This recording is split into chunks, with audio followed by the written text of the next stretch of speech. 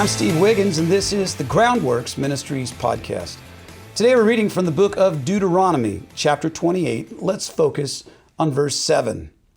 The Lord will cause your enemies who will rise up against you to be defeated before you. They will march out against you from one direction, but flee from 7 directions.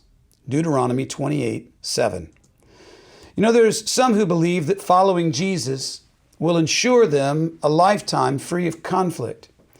You see, to them, if you're having conflict in your spiritual life, well, there must be something wrong with your obedience to God.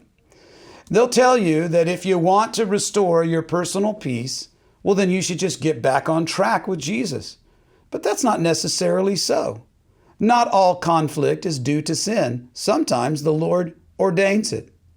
Sure, there's times when we have to deal with the consequences of our willful sin, but not every hardship is a result of faithlessness.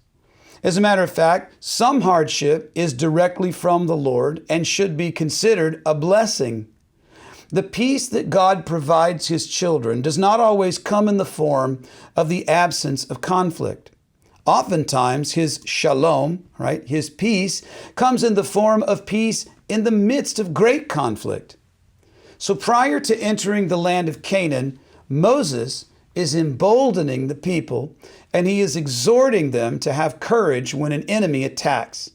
Remember, the enemy is always prowling, preparing to attack, and when he pounces, whether we're ready or not, we should be faithful to the Lord.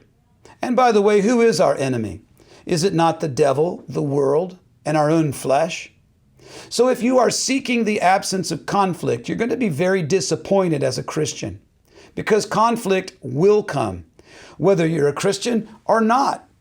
And when most people say that they want peace, what they really mean is they want victory.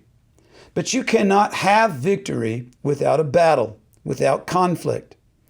And each experienced victory builds toward a stockpile of peace, or hope, as the Bible would call it. Hope that the Lord will resolve future conflicts, just like He resolved your last conflict. So victory builds upon victory, and we learn that very well from James chapter 1. Perhaps you should go read that again. Growing in faith doesn't necessarily mean that we will eliminate conflict. It could mean that God is growing us so that we can be faithful through even greater future conflict.